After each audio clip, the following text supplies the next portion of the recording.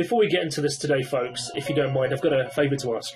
If you do enjoy the content that we've been putting out, available to the internet for free for around 5 years now on a weekly basis, if you can press a like, follow, subscribe, and hit that notification bell so you can be informed when this content goes live. We've produced more than 250 special presentations from those across the anomalous space, seasoned researchers, veteran enthusiasts, and academics. And they are available here for free for you. But they do take a lot of time and a lot of organisation to put together and to bring forward to be made available. So look, if you like this content, we do too. We think that more people should see it, and that requires a little bit of your help. So if you can press that like, subscribe, follow, and press notification bell, it's greatly, greatly appreciated. Thank you very much for those who've been wondering what ASSAP have been up to over the last week or so. Members of ASSAP who stepped up to do our training programme. That was delivered by Steve Parsons. And actually, as we're talking about it, what I did in the background, unbeknownst to everyone, I actually created a quick slideshow of some of the stuff that we were getting up to over in Wales. Let me just show this over to you. So yeah, we had a nice training session.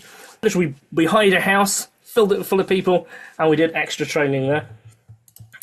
So we got Paul Rogers here. We're talking about the Dodleston mysteries, of course, the Dodleston messages, which he's intrinsically deep in part of. We had Mike Bembra-Jackson there. He was presenting, of course, the Lampeter Ghost that he's presented here for ASSAP previously. But the Lampeter Spook, sorry. Interesting case. We went out to Broadhaven School. So if you remember, of course, back in 1977, there was a school where allegedly a cigar-shaped craft came down and more than 50 children saw that, and basically they sketched the image and the characters who were there. Obviously, we actually went to that school for a nice photo op. We got to see some of the stuff around there. We went out to Carrig Samson, allegedly put there by Samson, the one and only Samson. We went exploring some mystery ruins, and then out to Pembroke Castle and to Tenby.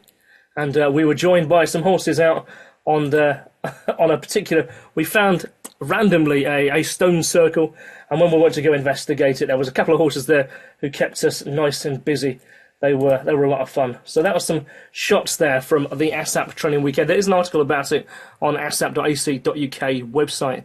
Today we are going to be joined by Dr. Urszula Wolski, and she has a really deep presentation that is a long-term coming, shall we say. She's been on this research project now for many, many years, and that is coming to an end, and this is going to play a big part in that conclusion which she's going to come to. But first, while Caroline is in the back there setting up, do you want to come and have a quick chat too, throw something out to the members? Hi, hello everybody. Yes, welcome to another wonderful Thursday night. I mean, I don't like it. It's not much longer now until Christmas. So we've got the dark nights that's drawing in. So only another month and then the lights will start getting brighter again. So we've got that to look forward to. I hope that you've all got your, hang on, which way round are we? I hope you've all got your magazines and you're making good headway reading them. It was a quality magazine. And I think that Kristian deserves a round of applause for putting it together, and also for everybody who has contributed to the magazine. Thank you very much. If you'd like to contribute to further Anomaly or to further magazines in the future, please send any of your information that you've got regarding reviews that you want for the magazine Anomaly, or your articles, send them direct to publications@assap.ac.uk, where Kristian will do his magic with them again in the next issue.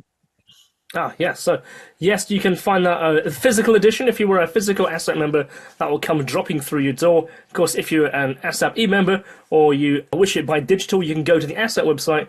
It is there in the members area. Go to the members section at the top, click that, and it says Seriously Strange Catalogue. And also you find the Anomaly catalogue on there, as well as the back issues going back more than 20 years. I mean, I was actually looking through some of the content that was on there. Investigation reports, anomalous cases, a deep history of publications that ASSAP have put together. If you're an ASSAP member, that's all there and available for you. So, in the meantime, now we're all settled, and we've had a cup of coffee, like I've got here. Let me just talk to you about our guest tonight. Urszula Wolski, doctor. She is an independent researcher, a associate lecturer of Buckinghamshire New University, and a consultant and trainer in research methods. Her interests are in new technologies of social research, qualitative research methods and software, the sociology of sport, and the sociology of religion, positive psychology. Current research projects include gender inequalities within sports coaching, and an exploration into the experiences and beliefs of investigators. Perhaps that includes many of us. Paranormal phenomena, investigating the researchers. So researching the researchers, the beliefs and experiences of investigators of paranormal phenomena. For once, someone's looking at us and wondering what we get up to. So I'm very welcome to have Urszula Wolski here to come and join us and share some time with us and her research. So, Urszula, how are you, my love? Hi, I'm very well, thank you. Yeah, hopefully I will last because I'm getting over a cold. So apologies now if I'm a bit croaky and a bit coffee, but I'm sure coffee. You mentioned coffee, coughing, and but I have plenty of water, so hopefully I'll be fine. I did consider maybe going for something a little bit stronger, but being professional and all of that. So I'll get a tipple later. No vodka toddy tonight, then. No, not yet. Not yet. Oh man. So I'm actually really glad to reach back and get in contact with you again. I think the last time we saw you, we were at the ASSAP conference, maybe a couple of years ago, in fact. Yeah. I can't remember when that was, actually. I think that was 2023 that we spoke last. So between between then and now, how has your research flourished and developed? Well, I'm practically there. So it's, as I'll talk about in my presentation, is I've reopened it. So as part of doing my analysis, I thought, well, actually I want to increase my participants that I've got. So I've reopened it, gathered some more data, and now I'm closing. I don't want to say too much because then I'm talking about that on the slides anyway. So, But the end, after all this time, I am so pleased to say, for my own sanity as well, I am coming towards the end. Oh, brilliant. Okay, cool. So do you want to share your screen then, my lovely? Yep. So, yes, we went through this. So I'll try and remember how to do it. So should just be able to share. Yeah. So you're a dab hand at this, you see. Done it all before. Is that good? Yeah, we can currently see I think we can see your fourth slide at the present time. There we are. Brilliant. Okay. Okay. So I'm going to put myself on mute, and I'll come back to you when you have completed. So okay, brilliant. So how would you so roughly about an hour? Yeah, that's okay. cool. You feel I can go on, so I'll try. I'm not the best timekeeper. Hey, don't you worry. We're all here in pursuit of the unexplained and the anomalous. So yeah, that definitely looks at us. So, all right, brilliant. Thank you, Kristian. Thank you, Caroline. Yeah. So hi, everybody. Hopefully you can hear me okay. Vision and sound is fine. Thank you for having me, as I said. So this has been a research project that I've been doing for some time. I think back, why did I start it? Maybe back in about 2008, I think it was. I attended a conference called Exploring the Extraordinary at York University. And I think for the first time, that's when I came in contact with other academics. And I thought, wow, actually, there's serious research into this. And that's when I started to develop more of an interest in it. I mean, I've always had an interest in the paranormal since I was a child and had various experiences. But really, I started to look at it more seriously, as did other academics around that time when I met some people there. So I went on to join organisations like ASSAP, SPR and the Ghost Club, and just trying to find more. And then I thought, well, do you know what? What about the researchers themselves? What do they make of the experiences that they have, those that go and investigate the phenomena? What do they actually think? So I thought, do you know what? I haven't found anybody that's done this research much. Anyway, I'll talk more about on the slides about that. So I thought I'd do it. Okay, so there are lots and lots of studies out there that look at different paranormal phenomena, and this is predominantly within psychology and parapsychology. There's not so much within the field of sociology, which is my own field, my background. Why? Because it's not something that sociologists necessarily concern themselves with. If they do, it's very much a focus on social and cultural factors. Paranormal is often seen as a taboo subject, as something that's pseudoscience. But looking at the countless studies that there are out there, the number of books as well, so very interesting books on ghost hunting, such as what I've got displayed on the screen here. There are many others as well. Paranormal phenomena are very much part of our society, and so we shouldn't overlook these. And for some people, paranormal experiences are not paranormal, they're normal, and they occur for them every day. So if there's been little research done within sociology, then there's even less research done on paranormal investigators themselves. I did come across a book by Hill called Scientifical Americans, which is a very interesting piece of work and book to read, if that's something you might want to do.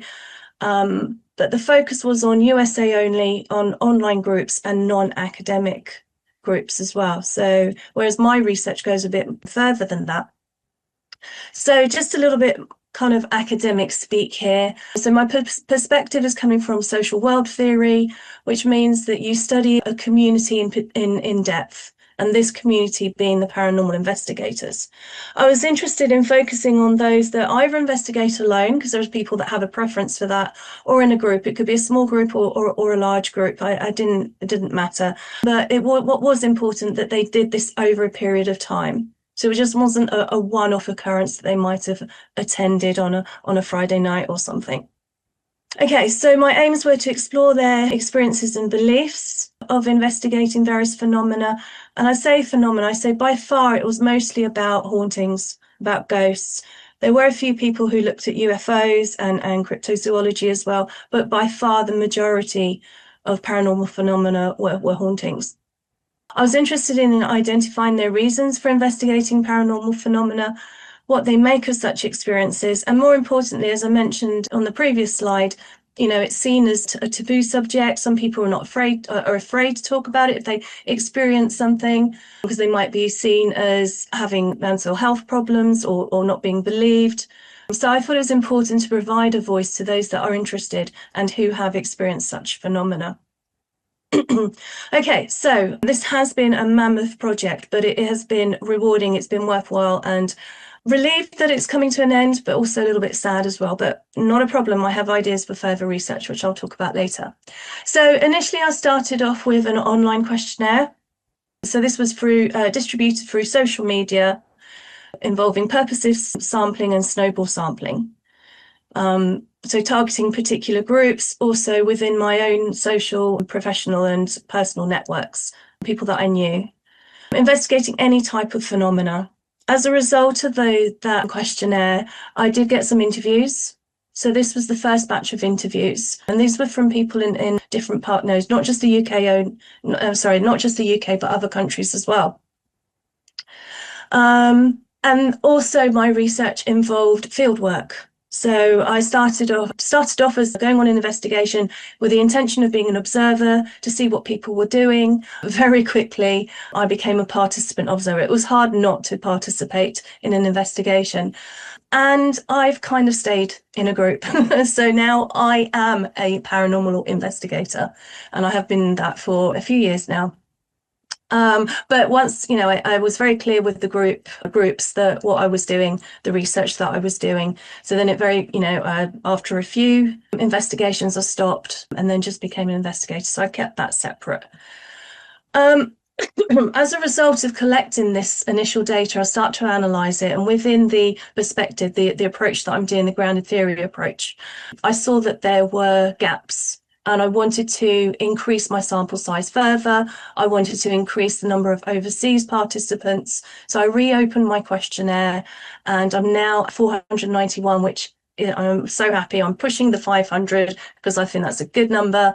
So I've only got a few more to get, and I have done additional interviews. So I've now got 38 interviews in total, which I think is enough. So plenty of data to reach what's called theoretical saturation. Okay, so that's the methodology. Here's some of the demographics from the questionnaire. It doesn't include the most recent sort of responses, which have only been like a handful anyway. But I have looked at the results quickly, and they are pretty much the same. So it's really interesting to see a fairly even divide between male and female participants, with a few identifying as other. A good spread of ages as well there. And the thing to say about the UK samples, clearly because I used my own networks, the investigation groups that I was involved in, I interviewed a few people from there as well. So they would be UK based. The organisations I was involved with, so ASSAP, SPR, Ghost Club, etc., also UK based. So that's why there's such a large sample. With USA, I think again, and also with UK, if you go online, you go onto Facebook, you go onto LinkedIn, and you search paranormal investigator, there are so many people up there that are paranormal investigators, less so for other countries. So that was one of the other reasons for opening up my questionnaire, was to increase the non-UK, non-USA responses. I'm pleased to say that I have done that. So the other category includes countries like Belgium, Brazil, Bulgaria, Colombia, Costa Rica, Denmark, Finland, Greece, India, Italy, Japan, New Zealand, Romania, Spain, amongst others. Excuse me. So really pleased about that. And I could almost, when it comes to my final analysis, of course, I will do a comparison between countries, as I will do with religion and religious beliefs as well. But I could almost do a difference between UK sample, US sample, and other countries as well. So yeah, so with religious beliefs and religion, some of the core categories that I included were from agnostic through to pagan and no religion. The spiritualists were people that self-identified as being a spiritualist, having those beliefs. And other categories included having a bit of everything, so pick a mix, believing in a higher power, Nordic mythology, shamanic, having a true faith. And also I'm pleased to say that as a result of reopening my questionnaire, I was able to increase responses from Hindu, Jewish and Muslim faiths as well. So it's really difficult. And I guess because of the large UK, USA sample, then you would expect a high Christian response as well. So anyway, this is more of a kind of an overview, because I really, once I finish collecting data, going to get into some in-depth analysis with that. So these are my interview participants. So again, as mentioned before, majority are going to be from the UK, reasons I mentioned.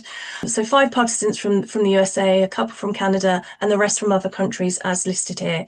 And mention this at the end of the slides, is one of the things that I want to do. I have to finish this research for, like I said, from my own sanity, been going on for a long time, but further research, I want to explore some other countries. It could be that there are groups going on, but they just don't have the social media presence, mainly because it is not seen as acceptable in some countries as it might be in the UK or the USA. So lots of reasons, but I do, intend to explore that further at some future date. So, okay, so these are the main themes that I have identified. Because of time, I will focus on these 4 ones in this presentation. If I have time, then I can talk about the other 2 at the end. Okay, so reasons for investigating. Okay, so what does it say in the literature? What have other people said about it? Well, I think without doubt, it goes without saying that, going on an investigation, it can be, thrilling, exciting. It's a sense of an adventure. But Wiseman talks about it as a form of escapism. Okay, so having this sense of mystery, which he also adds to saying that, most investigations occur at the weekend, in the evening or overnight, because that's when people aren't at work, or that's when they have access to buildings. It doesn't say that ghosts only appear at the weekend and at night time. They appear all the time, but it's just when places aren't busy. So most of the time people are at work, and so, it's a rush away from daily life into what could potentially be a scary situation, says Hill. Of course, we have a media influence, can't ignore that fact. What Fraser refers to as an explosion of interest because of the numerous reality TV's shows, perhaps, originating with things like Most Haunted, and then a number of spin-offs from that feeds into people's interests as well. So yeah, we've got Most Haunted. Books as well that we might have grown up with. Have to include this one because it's a result of this book that I do not like clowns. I refuse to watch the film. No, can't be done. And then we've got more recent things like Uncanny and Haunted Homecoming, both very popular. I did a search on Google for ghost hunting TV shows, I think in the UK, and these were the ones that were listed. Haven't seen them. So if anyone thinks they're worth watching and would recommend it, then please let me know. And of course, but ghost tourism, that's nothing that's not really new. If you go to most towns now, but certainly places like York and Edinburgh, there will be countless number of walks that you can go on to. But I think what has increased in more recent times is what Laws refers to as the scare attraction industry and horror conventions. So yes, as it says in his book, you can go and pay to be chased by zombies if that is something that you desire to do. Okay, so what does it say in the literature? Okay, so according to MacDonald, who talks about the cultural source hypothesis, says that particular paranormal or occult belief in a particular culture, society, is very much a reflection of myths and traditions and folk tales, of that area. So therefore then it's interpreted of these ordinary events in terms of their cultural beliefs and traditions. I would say, yes, all of this is true. And also what I've said on the previous slide is also true. I think there are also more personal reasons as well. And I think what Hill says here about group investigations is a socializing factor. I think it is true. You are with like-minded people doing something that you're interested in, that you're involved in, that you believe in when you're in an investigation. So certainly, of course, it is socializing, but it goes deeper than that as well. Okay, people have, as a result of personal experiences, wherever it was, whether they were a child or sometimes what they've had is their first experience as an adult, want to find out why, what happened. And so it leads to a curiosity, it leads to a wanting to find out. And of course, asking the big questions in life about an afterlife. Okay, so as Fraser says, one of my first concerns is for me to know in my own mind what all of this strange phenomena means. Do I continue to exist in some form after death? So a personal quest for truth is certainly a very worthy aim. And also, as Cooper talks about, this having this hope that there is life after death, that we will exist in some form, our consciousness will survive, but also about being reunited with loved ones, which then can elicit positive emotions and also an optimistic view of life. So Cooper says, even if events turn out not to be paranormal, the experience for the individual and what they personally make of the event can be highly beneficial, especially in those cases that surround matters of death and a potential afterlife. Okay, so what does it say in my data? Okay, so certainly personal experiences. A lot of participants said that it was a result of childhood experiences that they had. It could have been a one-off or a few experiences that they've had, maybe the same, so similar experiences or different events at different times. Sometimes they continued into adulthood, or some people had experiences just as an adult. So it therefore led into an interest in wanting to find out more, to find answers and to explore further. Okay, so now I have some quotes from my data on the slide. If it has a P and a number attached to the quote, then it's a interview participant. Otherwise, it's from the open-ended responses of the questionnaire. Okay, so this example here from this person from Ireland says, I had many experiences with the spirit world as a child, and it's continued since. I've always felt very protected by those in the spirit world. And my reasons for carrying out paranormal investigations were not to prove it to others, but for my own curiosity, understanding, and spiritual growth. A participant from the States says, well, I've had experiences all my life. I'm a sensitive and empath. And as I get older, I've homed in on what I can do and what I'd rather not do. I don't try to be a psychic. Things just pop into my head. I have been able to walk into a place and know if a spirit isn't present. And I thought maybe an investigative group could use that skill, and so I joined a group. And there have been a number of instances where people have talked about having this, being a sensitive or a psychic or a medium, and people used different terms to call themselves, and thought that, well, I had that, I can help and join a paranormal investigation group, and I can help them. Okay. So mentioned wanting to find out more. So again, as in this example here, participants talked about going to seek out information to find out so that they could learn more, maybe from others. So, for example, I would go to a spiritualist church, or I would deliberately activate a friendship with a spiritual medium, and I learned so much from them that I've still used to this day. So mentioned a curiosity, but people also talked about wanting to find a scientific explanation. A number of times people quoted the philosopher Thomas Kuhn and talking about either there needs to be a paradigm shift or that there currently is a paradigm shift happening.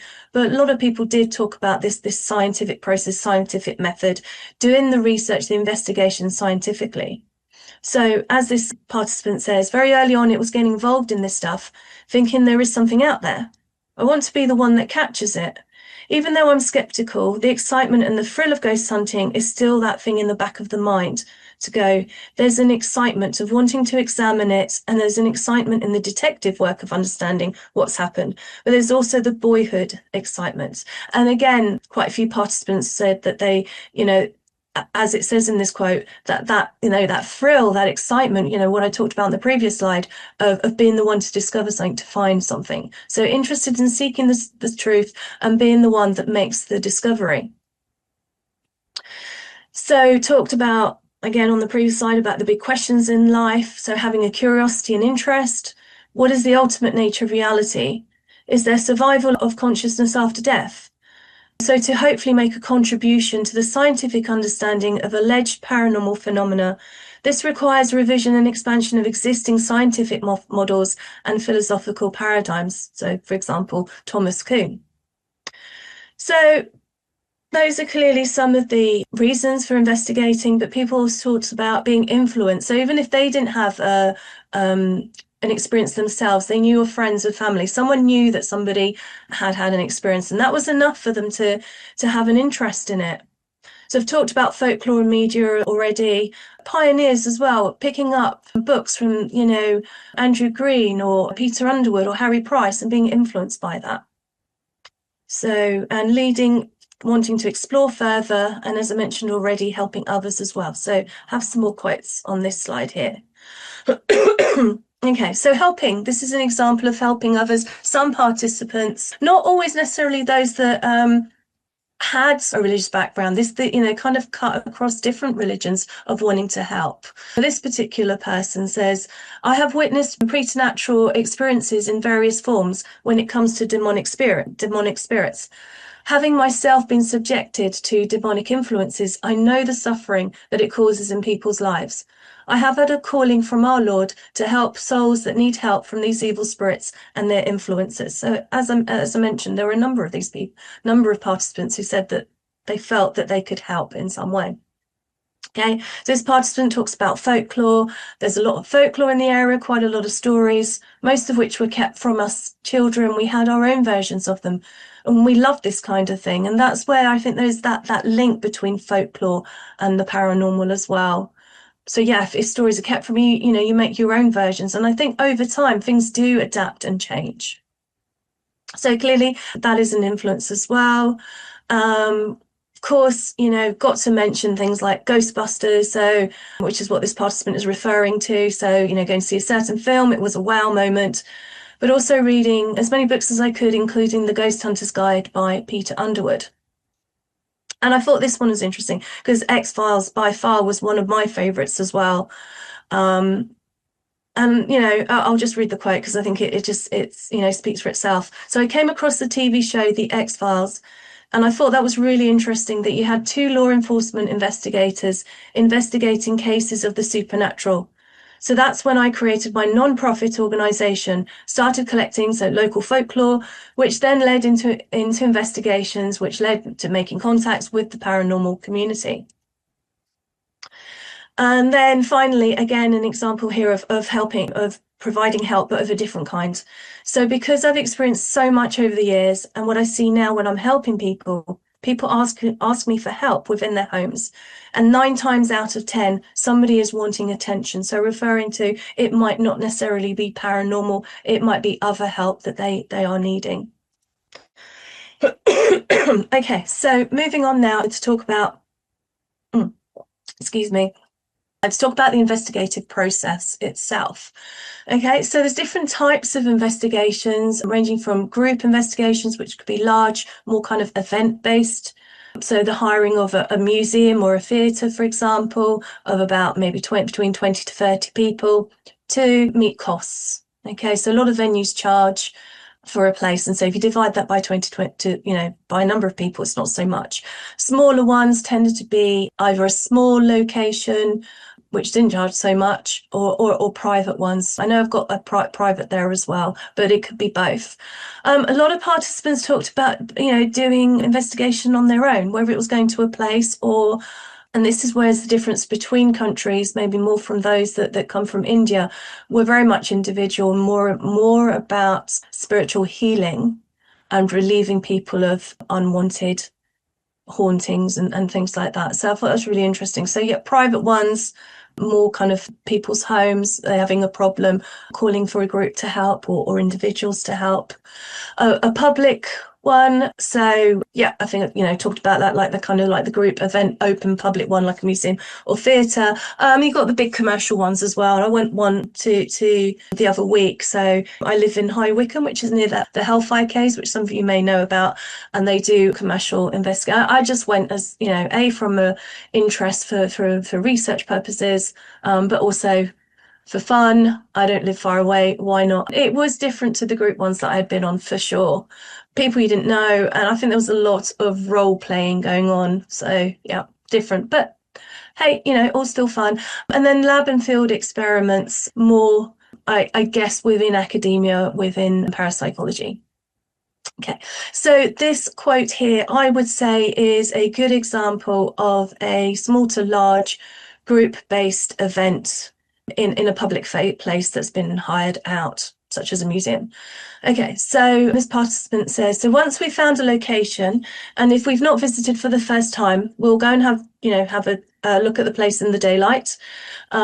Sometimes, it's not in the quote, but I do know that sometimes it involved talking to people that are their staff, maybe, that have had, experienced what their experiences are, to identify what the areas are, and then, that they can be targeted for the investigation. So meeting the owners or whoever and having a look around. We get the layout of the building, then we'll put together an investigation plan and set up a base camp in an area of the building. So separate teams will go to a particular area of the building. They will sit there quietly, perhaps call out, maybe try 1 or 2 experiments. We have a few cameras, and then we'll take half an hour's break and swap places with another team. And I guess, the time of each vigil would vary, but I would say it would average between 45 minutes to an hour. And then nothing's discussed at the end of the investigation when notes are compared.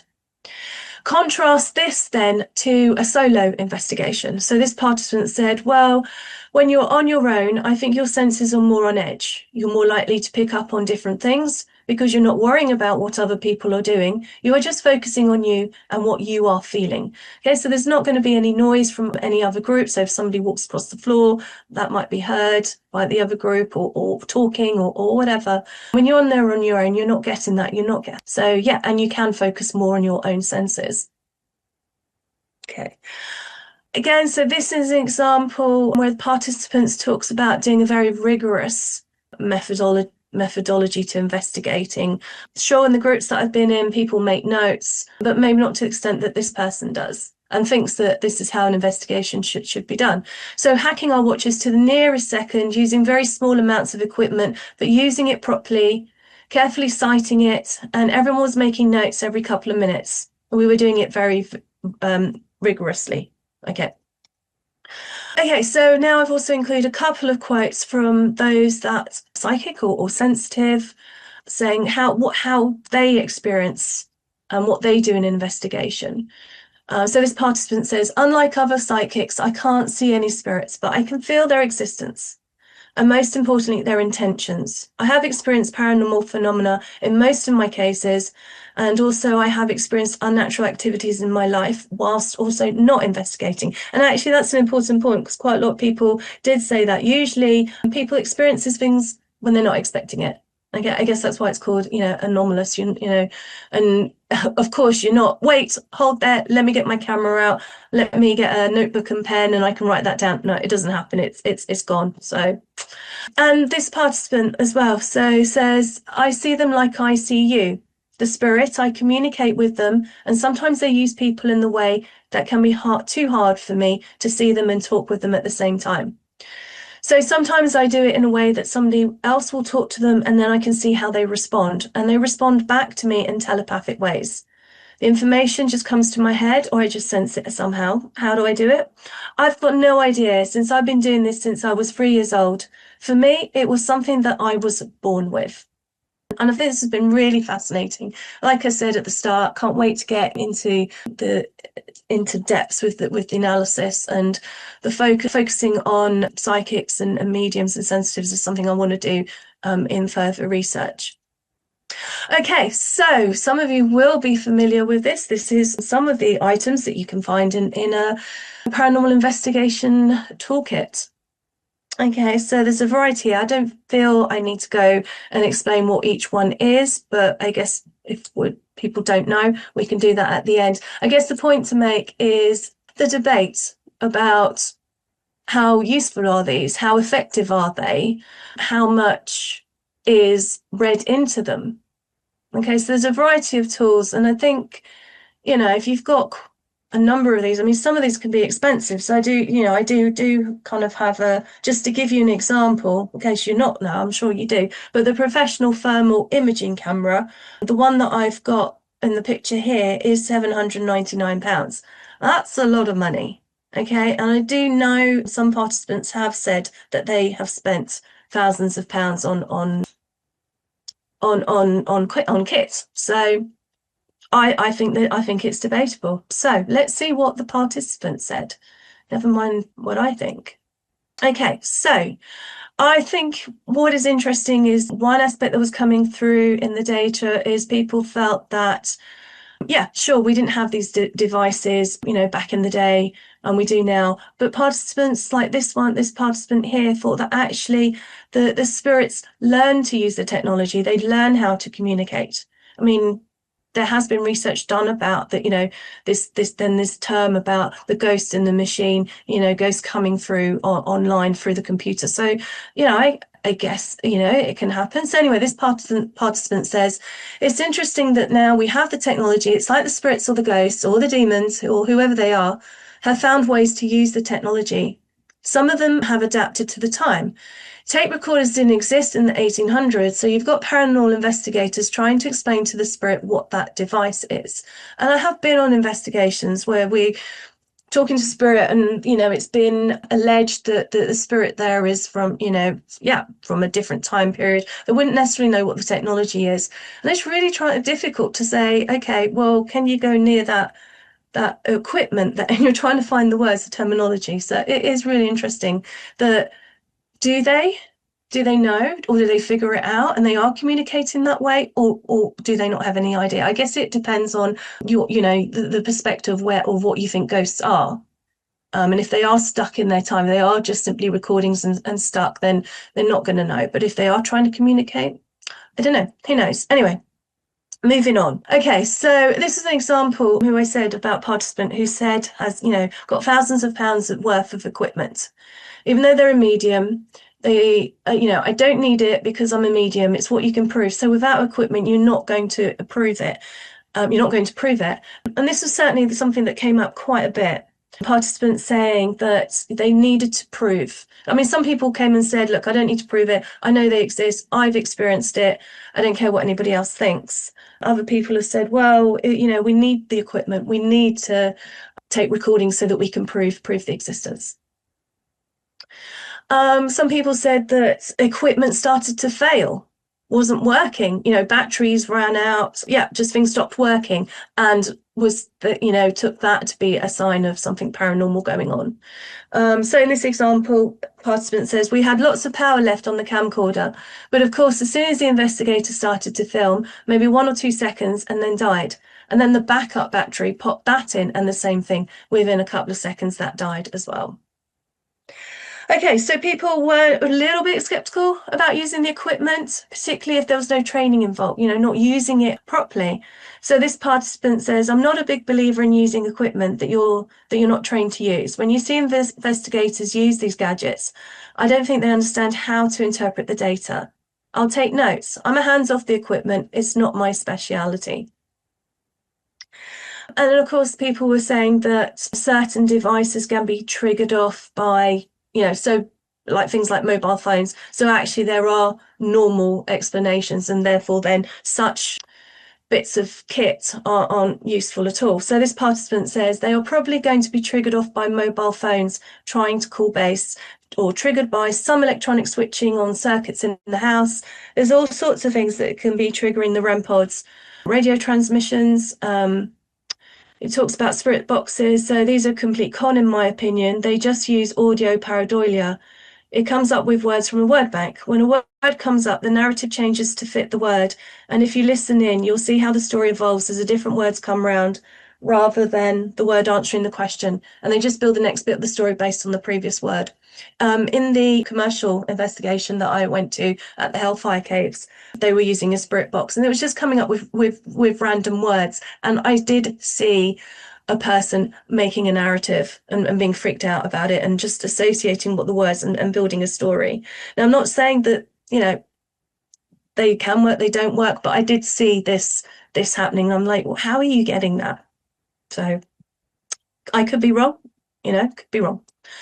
And then this participant, quite skeptical, says that, well, using various tools, says that it makes them look like they're doing science. But I don't think they're doing science. I mean, have their kit, but really they're kind of anomaly hunting most of the time. A lot of the equipment that is used is not really telling you anything. You can do proper investigations with stuff like that, and I'm all for that being done. But if a piece of equipment malfunctions, okay, such as in the previous quote, that's evidence of some kind of supernatural activity. I don't think they're really doing science, but it's quite good fun.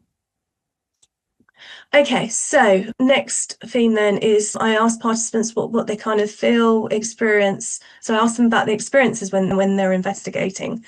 And I guess at first I thought that this must have been a stupid question on the questionnaire. A bit late to change it now. I've got so many responses asking paranormal investigators if they experienced any explained phenomena. And I thought, well, actually, do you know what? Because there were a handful that have come through and said they haven't, which I think is interesting, because they have an interest in it. So if you haven't experienced it yourself, but you have an interest in it, why would you investigate it? And for me, that's what, I want to know why. I found that interesting. So yeah, actually, I'm glad I asked the question. So people reported things, curiosity, of course, fascination, interest, being intrigued, but also feeling scared and uncomfortable. Okay. So this participant reports saying, well, the first thing I noticed was the most unpleasant atmosphere of any building I've ever been in. It was a horrible feeling of being followed, being watched. I went out in the yard and it seemed to follow you. It was quite intense and unpleasant. And I'd say this is quite a common experience. Quite a number of participants, reported something of unpleasant, being followed, being watched. And this participant, sounds pretty scary. I was chased by a spirit. I felt it, heard it breathing down my neck. I slipped on the mud and looked back to see a dark shadow of a man. Meanwhile, my dog was going mad, barking and whining. I ran and didn't stop until I got home. I felt threatened by it. My dog was scared of it, so it made me overwhelmed with fear. Okay. So I didn't mention the Ouija board as part of the toolkit, and I know that itself is also a debate as to whether you to use one or not. The people who argue against it saying that, it can be seen as opening a portal, letting something in, and then not shutting that portal properly. And I've had a few people who are helping people get rid of spirits, said that a number of occasions they've had to deal with people who have used the Ouija board and have open something in. It's like a beacon saying, yeah, open up, come in. I don't know. I guess it's also, you could argue that's what you're doing when you're in an investigation. You're opening yourself up. But anyway, this participant says, I had done a Ouija board with some of my mates. It said we shouldn't tell anyone. Of course, I got home and did just that. My mum wasn't happy. She started telling me off when there was a loud knock on the front door. And then she came back. She said there was nobody there. At that moment, I felt as I was standing in icy cold water, which was slowly rising up my body. It was a high night, midsummer, hot night maybe. I had gone wearing a cross under my jumper. My whole body was becoming numb, but I managed to grab hold of it and prayed in my mind for it to stop. Almost immediately it did. I still today don't know what happened, but that scared the hell out of me. Okay, so, as in these examples, they're most reported unpleasant experiences. Most of the time it was sounds or smells or feelings or being touched or tugged, scratched or seeing shadows. Not many people report it, and I understand this to be an uncommon occurrence anyway, is people not reporting seeing a full apparition. It was more, these kind of things. But also experiencing things like changes in temperature. So on one occasion, there was a noticeable temperature drop in the room. We watched the thermometer, literally the temperature just dropped. The fire was still on, and after a while it gradually rose again. I understand, and this has happened on a few investigations that I've been on where there has been a change in temperature. Sometimes people just said, you know what, you go on an investigation, nothing happens, you feel disappointed, you feel fatigued. It can be a long night, particularly when it's a 2 a.m. finish. I don't know why. Why do we have to finish at 2 o'clock in the morning? That's way past bedtime, if you ask me. I guess you try to maximise the time you have at a venue. Sometimes I guess it's also whether things have been reported at a certain time as well. But what's also nice to see is people also reported nice experiences. So as in this example, a humour. So a funny one, it shows personality. We were working at quite a large property. There was 3 of us, including a medium, and we were sitting on the floor. The medium was making contact with the spirit of a young boy. The medium was getting tired and said to take a break and go outside and get some air. So we went to get up, and he fell forward on his face. His shoelaces were tied together. Okay. And also this one of thanks. So we built a community area for the kids to play in, and the sunset is just behind me. And I was looking down, admiring what we've made, and I just got this thank you, this hug from behind, it seemed. Thank you. And the voice, I thought, yeah, I remember that. And finally, another, pleasant experience. So I felt this is not something human. It's something older, ancient, and I was asking the questions. I noticed the wind would get up and then die down. It was almost like the land was answering, and that sounds a bit strange. But when you're in that atmosphere and you're getting answers from around you, it's a wonderful experience. Okay, so a lot of participants also talked about helping spirits to cross over or doing clearings or performing exorcisms. So I think, I haven't mentioned ethics already in terms of investigation. It's not a theme I'm going to cover tonight. It might come up in the questions, but certainly there are reservations as to performing exorcisms and clearings, or turning up to someone's house and saying, you have a demon, I will perform an exorcism. So there are clear ethical issues. But we've got to remember as well, perhaps within our own culture, but in other cultures, such as in these examples, it's actually more commonplace. So as this participant says, well, whichever demon enters our world from their world and causes trouble to people, I send them back to hell. So for them, evil spirits, demons, witchcraft, for them it was part of their culture. It's not something that, it's something more kind of normal, I would say, more cultural than certainly with us. So, we might say, well, we can't do that. You can't go on to so-and-so's house and perform an exorcism. This other participant says, well, most of the people get scared. They feel like I always travel with entities following me, but then I explain them our cleansing process and they understand that I'm a safeguard for them.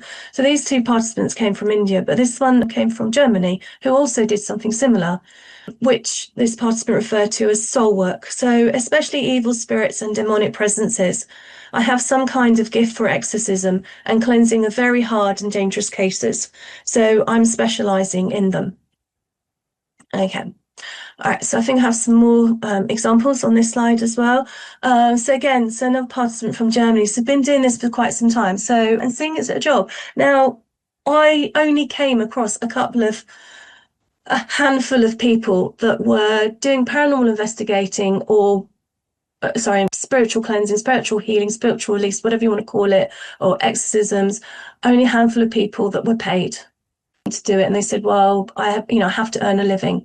Most of the time, paranormal investigators, it's a hobby. It's more than a hobby. I think it's a serious leisure pursuit. But anyway, this participant says, well, it's my job for over 20 years. It's been a lot. I've experienced myself. I have seen and felt spirits. encountered time anomalies and things I call gates to hell, which is basically just a name for an area where the borders between the worlds are thinner and it's easier for evil things to crawl in. I even have been possessed by a greater demon myself at some point, and I've been bothered by smaller ones countless times. This just comes with the line of work. Okay, and a few participants talked about where it was just part of something that would happen. They would just walk into a place, sense something, see something, and then just deal with it.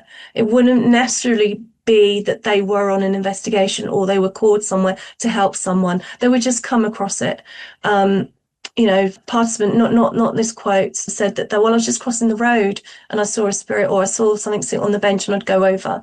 Yeah, so, this wasn't when they were on an investigation, purposefully on an investigation. They were just going about their daily lives, and something would happen and they would just then deal with it. So in this example, it says, well, spirits don't like houses when they're renovated because they can revisit them and it's not the way they remember.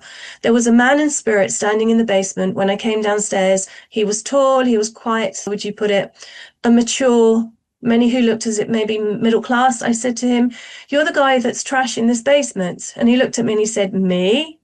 If I still lived here, I would have none of this. This is the servants' quarters." And I said, "But it's not the servants' quarters now, and it's not your home either."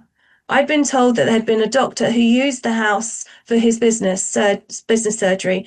I figured it out was him, and I said, "Well, a man of your caliber, education and commitment, would surely not wish to spend his afterlife upsetting women and children." And he turned and walked out the first floor window. Sorry, apologies for the typo. Window, that should be, and didn't come back ever. Okay. And this participant talks about actually putting, so there was a couple of participants who purposefully sought going into a different trance or different, type of consciousness in order to explore and see these dark spirits that they were talking about. In trying to, well, as this quote says, so dreadfully afraid of dark things, but I was taunting them. I was provoking them by trying to amplify my own spirituality, but in their domain. I communicate, project yourself through astral space. You ground yourself and raise your vibrations and your energy levels. Excuse me. Okay, so how am I doing for time? I haven't got too far to go. So explanations for experiences. So most of the experienced participants explained that they would first seek some kind of normal explanation, referring to a scientific or rational explanation. So things like carbon monoxide, different parallel dimensions, environmental false memories, hallucinations, infrasound, pareidolia, sleep paralysis, and thermodynamics were some of the things that were mentioned. So crossing over a different level plane, or, as this participant says, in the majority of cases, a lot of them just want to get a message across, get their story across, but they don't know how to. I believe there's different planes of existence, and so there is a different plane that person or soul is not a physical thing they can move to. It's just another kind of dimension. This participant talks about thermodynamics and saying that it's the basic rule is that the energy within the universe does not go up or down. It stays the same, but it can change. They say that when you die, the soul leaves the body and the body becomes 7 grams lighter. I've heard it might be less or more. I don't know. I don't know these things, but the idea is that the soul weighs something, so it's lighter. It must have mass, which means it must have energy, so that when it leaves the body in whatever form, burial or cremation, you've got that change of energy there, and then the soul goes off to wherever it goes. Okay, so this participant talks more about things like hallucinations, the unreliability of eyewitness testimony, false memories, carbon monoxide poisoning, sleep paralysis. All of those things often do provide at least plausible, possible counter explanations, things that can affect people psychologically. And an example here, a participant said that what they discovered in one of their investigations was that a lady was having a shower. I don't think they were actually there at the time. An apparition appeared and they found it was a faulty hot water tank that was giving off excessive amounts of carbon monoxide. So I think wherever possible, clearly, it's not always possible to have the means or the know-how, the knowledge, which perhaps is a problem when you go on an investigation, and maybe then you you look as guests to the best of your knowledge. Participants were saying that they tried to deal with explanations. If not, then it may be moving on and getting other experts in. So always trying to find a kind of normal explanation first before saying it was paranormal.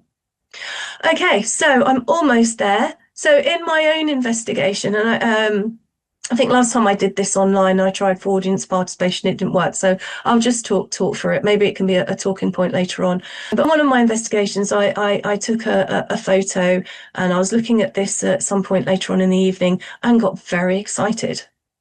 I thought, wow, I found something. So I don't know if you can see this. So I zoomed in because I took it home and then went to explore further. And I zoomed in and I thought, yeah, definitely. It does look like there is a shadow in that corner there. So very excited. I zoomed in, I sent it off to the team, the other group. It was sent back to the venue. And it turns out that it was some kind of carpet or something, or curtain over a chair. So there you go. That one debunked, unfortunately. But, it's a good photo. And pretty sure if I put that on social media and say, look what I said, it probably could get a response. So, participants said that, try and understand what it was, but maintaining an open mind as to what it could be. There are 1,001 normal explanations. We'll just have to go with that. When somebody has an experience, we shouldn't dismiss it, but maintain an open mind, be skeptical, be rational about it, explore it, and try to understand what that experience was. People just said, well, you try to explain it and you just can't find an explanation. Okay, I wouldn't try to explain because they just don't make sense. The reasons why things are not explained is because they can't be explained. It may be that things just never will be explained. It's just those things that happened. And I love this quote, which is why I've included it. This participant says, well, at the end of the day, it's confirmed to me that there are more things in heaven and earth than are in our philosophies, Horatio. And for me, it's a confirmation that, yes, this stuff exists. There is dark stuff. There is light stuff. Okay, and I wanted to share this as well on a recent investigation that I was on. Again, I got excited, took the photo. So this is outside, and before you see those little lights, or our lights, they're not orbs or anything like that. So I took the photo. I was having problems with my camera. This was my phone camera. Again, I think it's a debate there. Some people say don't use your phone camera. I don't know, but anyway, whatever. So I was taking photos, having problems getting it onto night mode. Well, anyway, whatever. And I took a few photos, and then later on we carried on doing what we were doing.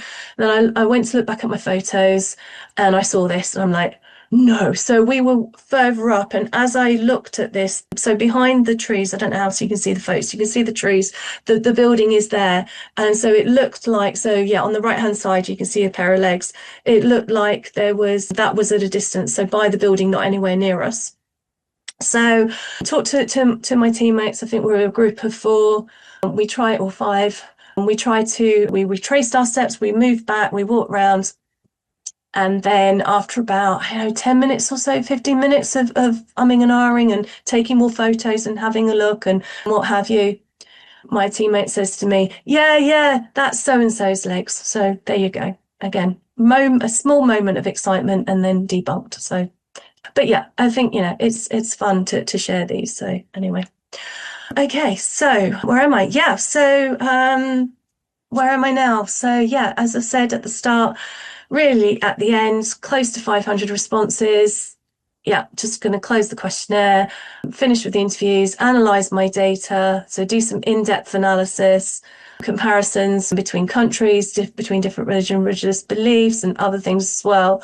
So really, can't wait to get stuck into the data analysis and finish this. Which is, as a result of doing this research, it's led me on to do other things, interest in other things. So I did manage to increase my overseas participants, still heavily biased or skewed, to UK and USA. That's okay. I can do further research and focus on overseas groups, maybe a kind of ethnography. So I'll go and join other investigation groups. I'm really interested in focusing on mediums and psychics and sensitives and getting the kind of a lived experience of their experiences and what they do. And also, having been on a number of investigations now myself, I'm interested in my own personal experiences. So, excuse me, I'm doing what's known as an autoethnography. So a study of myself. Are my experiences autosuggestion? Am I picking things up from other people? Am I generally experiencing paranormal phenomena? I want to find out. I want to know more. So yeah, so that's the end, just some references. And yeah, that's it. I'm done. Thank you for listening. If you want to connect, those are my links there. Be nice to connect if you want to. Yeah, that's it. Any questions? So do I stop sharing now? Yes, if you don't mind, stop sharing, so and then we can engage in a little bit of a to and fro of a conversation. How's that for timing? Wow, that's not bad, is it? That's exactly on the hour. You've done that more than once. That was brilliant. Thank you very much. Always overrun. No, it's good, because the thing is, I guess this platform allows a kind of flexibility built in that people can explore. You can go off, add a few more tangents, and go in a bit of little diatribe into other little corners. I thought it was really good to actually hear that from the methodology that you employed. That I think is it's somewhat lacking in paranormal organisations, ASSAP included. Sometimes I find that we present a lot of data, but we ourselves don't do a lot of research and data. So it's really good to have this kind of platform, to have that as a discussion. I actually have a question for you, based on what you just said. So you collect a lot of data, and everyone does this, and this is actually something that came up, is people go on investigations, collect a lot of data from their investigations. How much analysis is done? I mean, I don't mean just a quick scanning of, that's an interesting audio, video, this, that, the other. How much in-depth, detailed analysis is actually done? I would struggle to say it's any qualitative at all. I mean, from my own experiences, I would equate this to you, like going down ethnography angle as self-reflection, almost looking at yourself. When I got involved in the early days of paranormal investigation, the one challenge I had was that very point, is that who creates the master version of data? So if you have multiple investigators collecting things like photographs, video, audio, etc., is their ability to masterize them, put them all together in one space, and then can an analysis then be done on that? Who has the expertise to look at those pictures, audio? And I found that caused enough challenges and headaches logistically. But then I think about what the magnification is of that, with all these investigations going on, potentially every weekend, maybe even every day of the week, there are alleged paranormal investigations occurring. But what happens to that data? I mean, honestly, from just the ASSAP perspective, I don't think there's enough data that we get coming in to do any quantitative analysis of that. And it's actually worrying. Or qualitative. Yeah. Of people's accounts. Yeah, so we can't really do an analysis without essentially a lot of data to look at the analysis overall, because it's almost speculative at best. I mean, some participants that I did speak to, particularly those that had access to a site for years, months on end, and collected vast amounts of data, did actually analyse that. But I think it wasn't that many. But I know myself, you take some audio recordings and videos, whatever, it takes ages, absolute ages to sit. And I think a lot of it is because of time. I mean, if this was a bit more of a paid profession, then perhaps, then people could do that. People could be paid to do it, right? Yeah, no, absolutely. If people had the time, effort, a cost, really, be an organisation, a paid role to sit there and go through that data, yeah, absolutely, people would be very interested in doing it. I think it's almost done on an entirely voluntary basis. A lot of the experts that are out there, you have to challenge and jock for their time for them to go and have a look. And when you think about the investigations that are done online, so what the investigations that are done, most people are posting their information and data onto their social media platform, that therefore is only seen by their friends groups, shall we say, and therefore there's no wider analysis ever done or anyone even looking at that data. And I wonder how much is actually getting lost effectively in the ether of the internet. That's quite worrying. So there's a couple of things I wanted to make a quick note on. So you mentioned about the kind of people deriving meaning and purpose from doing an investigation, that sociology section at the end there. Do you think that people's perspectives shift, if they don't find proof? There were a couple of participants said that, yeah, both ways. They either started off as a believer in this stuff, but then when they actually explored further and looked at some of the explanations, so psychological explanations, for example, then they became more skeptical. And then there's also people that started off skeptical, expecting not to find anything, and then having unexplained experiences that personally affected them and said, well, I've seen too much now. I've experienced this, that, and the other, that I'm more of a believer. And I think, and I haven't included it in this presentation, but one of the things I ask people is, and it's not an uncanny, I did this before uncanny, and I'm not going to call it team skeptical, team believer, but literally I would say that there is not a spectrum, what's the word? On the one hand, I think majority, I'll talk about like the normal curve. So the majority of, if you know what I'm talking about, sorry, so majority of people will fall in the middle between being an extreme skeptic and an extreme believer. And I think skepticism is what definition of that anyway, is not, I don't believe. It's like more like the X-Files, I want to believe kind of thing. So I'd say most people have a degree of skepticism, but also a degree of non-skepticism and having a belief.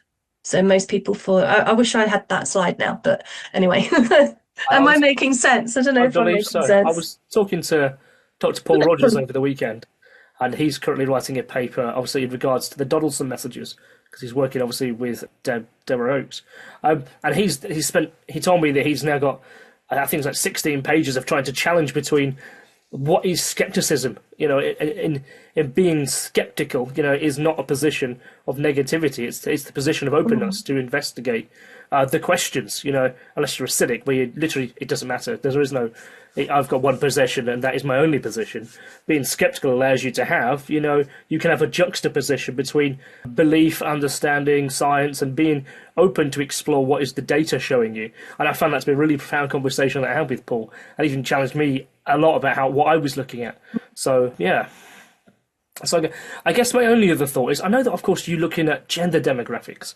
And earlier in this, as you were talking, I posted a couple of pictures that are in the chat a bit further up regarding, and I took them, these are today's, these are literally live as you were talking, about the demographics that listen to ASSAP presentations and webinars. There's a snapshot from YouTube there, and there's one from... I don't think I can see the chat.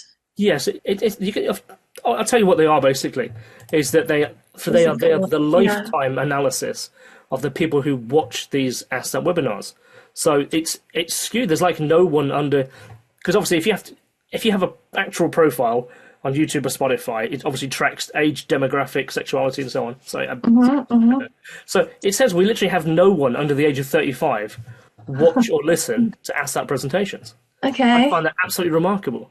In gender studies as well, we found that there was, looking at the analysis in terms of men to women ratio of people who watch ASSAP's content, for instance, it's almost entirely skewed men until about 2024. So 2025 in March, where it went ostensibly female, Wow. To that point, it was almost nearly like 60 to 80% male.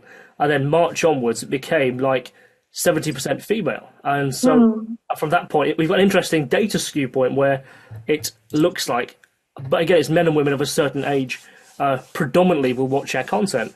Like it's 45 to 58 is the age range for most people to watch. Trying to look at what was my divide. Yeah, if I look at my pie chart, it's a bit small on here, but yeah, I'd say majority were 46 to 55 and 36 to 45, only a small percentage. Even it's increased slightly, but yeah, it's a very small amount, 18 to 25, definitely. So do we assume, therefore, that those people of, say, that age, what we call the Gen Z generation, aren't interested in anomalous experiences? No, I think they are. I think they're just doing it differently. Yeah, they are probably, I wonder if they're probably more the YouTubers. I mean, that's something to explore. I mean, I think, no, YouTubers, well, the ones that I've seen are well, not our age. I know I'm probably a lot older than you, sorry, but older, let's say, not that age group.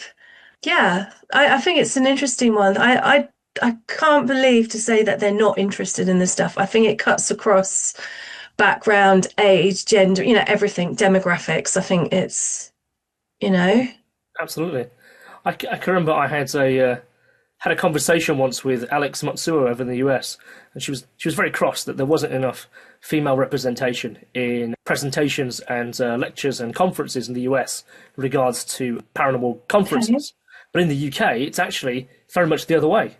There's very much always a strong female presence in presentations and conferences in the UK, and she almost didn't believe me. Okay, well, that's interesting.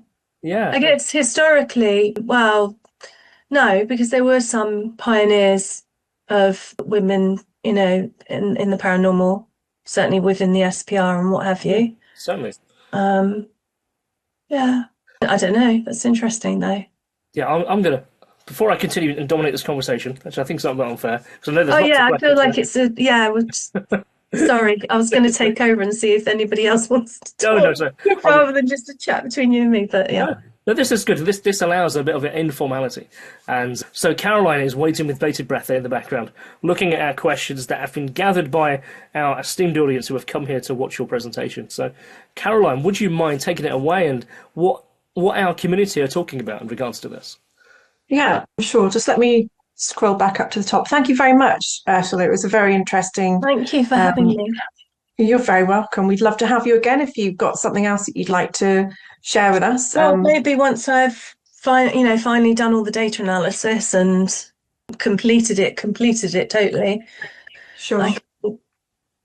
And respect on deeper insights. Thank you. Right.